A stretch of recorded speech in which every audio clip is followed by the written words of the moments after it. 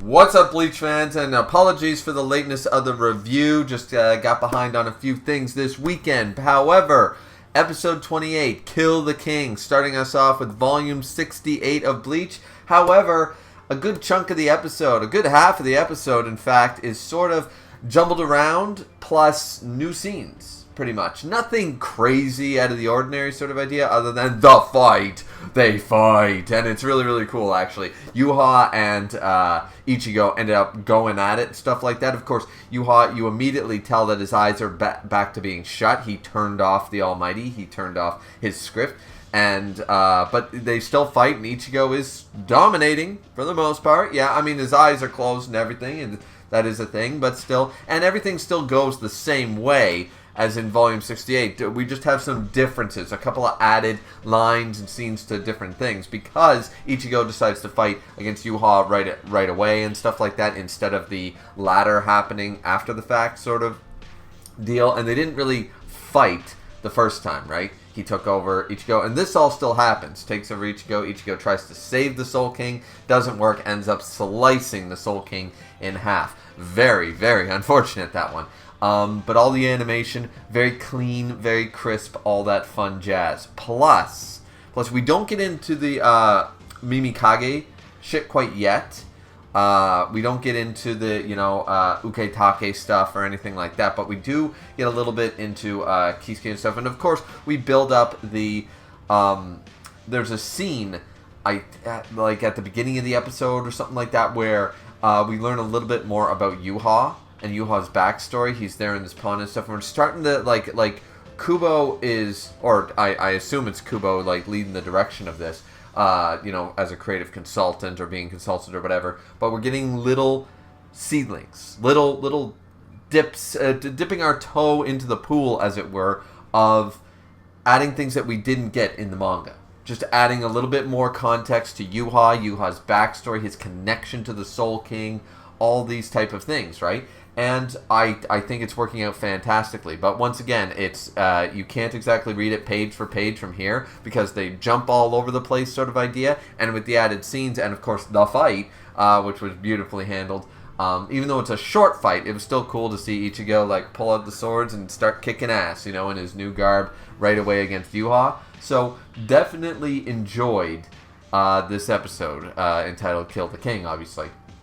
It was a very strong episode. It was a good episode and stuff. Though we don't get super far into 68. However, there are a few nice little, just going off, once again, another added thing. So we have, if in no particular order, I think Tekking, when he did his one, I watched that when the episode came out, or the following day. He went and broke down every new piece of dialogue, every new scene, and I'm not here to do that. I'm just going to say that I enjoyed the episode. I liked the episode. I don't really have a whole lot to add, other than the fact that all of the added pieces are nice, especially the Still Silver. The third thing from my watch that I remember distinctively is the Still Silver. Sorry, I'm getting myself tongue tied here. The Still Silver in Ryuken's hand. In, of course, Uryu's dad's hand there. We clearly see it. It's there. It's symbolized, all that stuff. Because I was sort of surprised, because it's such a Deus Ex Machina defeat method, that we weren't getting that sooner. Like, a lot closer. Kubo himself probably wanted that to be in play and didn't really, and he hinted at it. And we still got the hint. We got the hint earlier than in the manga. And stuff like that, which is good, in the first core and stuff like that. We got a lot of the details, but we weren't outright told about this. Still keeping some of the mystery. I will want and like to see if they can add a line to the prophecy, like why they think or why they know that the Still Silver will work. Why does it work? And how do they know that it's going to work? How do they know that they have a trump card? And how is Yuha not afraid or scared of this outcome? Does Still Silver as a material block his vision and he doesn't know it?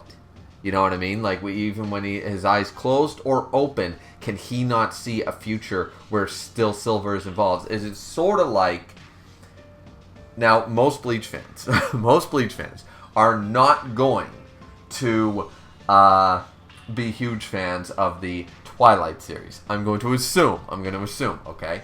But the best comparison I can make, and the way I want Yuha's power to be handled, so Still Silver makes a lot more sense, given that it's probably going to be used the very same way it was, just with more context, maybe a little an extra scene or two explaining it, is sort of works like Alice Cullen's visions in Twilight, in the sense that her visions are never actually perfect. She sees a lot, and when she focuses, she's seeing reality in real time.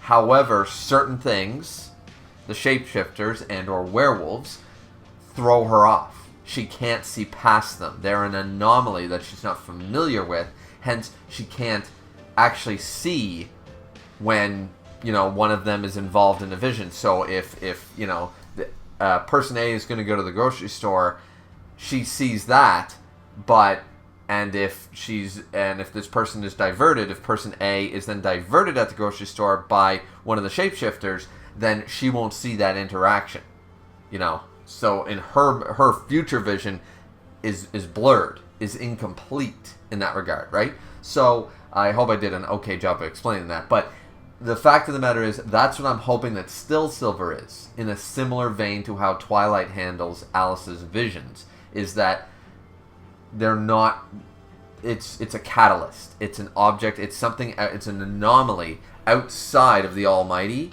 due to the fact that it's literally, tailored to the Quincy's and stuff like that, but it's something that's not, he can't see it, he cannot perceive Still Silver because of XYZ, because it's this, that, the other thing, whatever explanation. It can be very simple in the fact that he was not aware of its existence because no one but Ryukin actually tried.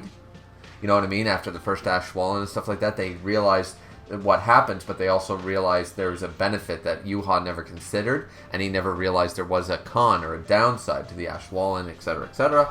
And then this is a material he doesn't even know exists, so he cannot perceive it. And by the time he knows about it, it's too late, right?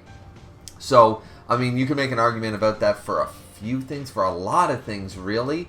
But I just like to think, because Still Silver is so, it's winded into, Still Silver is literally created by Yuha's own use.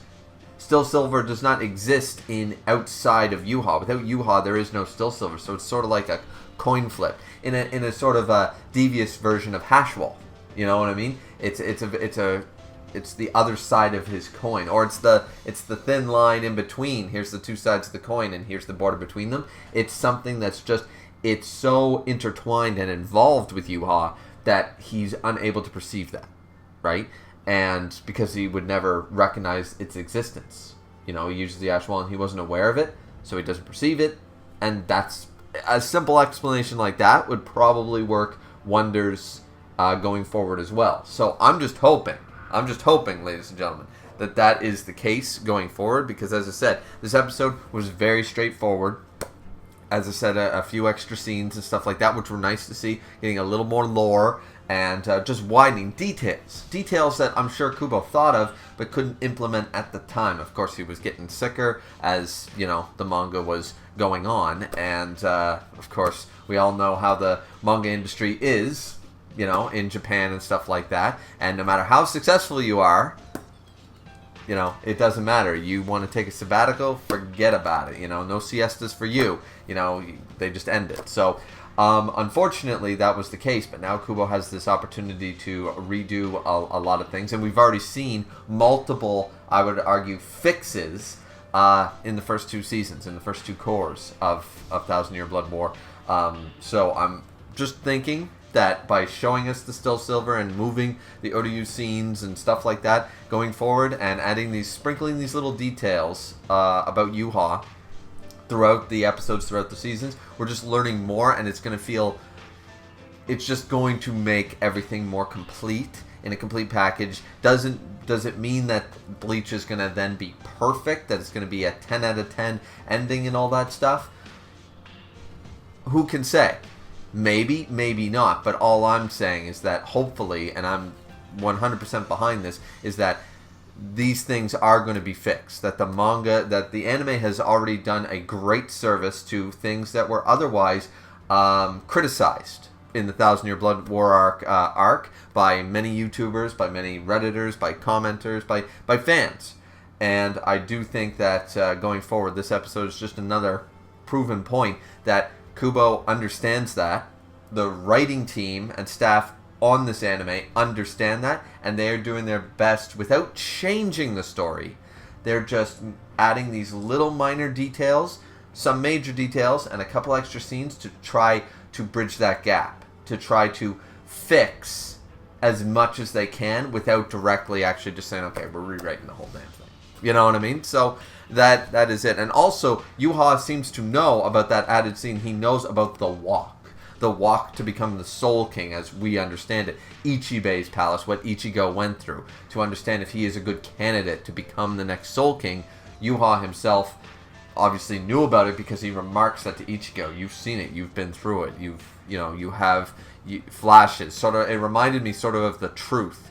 When someone performs human transmutation in Fullmetal Alchemist and Fullmetal Alchemist Brotherhood, they see all the information, like all the information of the world, all the memories, past, present, future, everything's going into my mind way too rapidly, way too fast. It was a similar vein to what Ichigo went through on his long walk through the torii gates of Ichibei's palace. So, all of that to say is that, yeah, these little changes that they're making and just switching scenes around and doing a different pacing in a different order seems to be working in the anime's favor. There hasn't been, I haven't heard anyone, in my personal life, which very few anime fans in my personal life, but mostly on Discord, YouTube, etc. I have heard very few, if any, complaints about changes from manga to anime. Someone saying, "Oh, they did this better in the manga," or "I wish they hadn't changed this in the anime."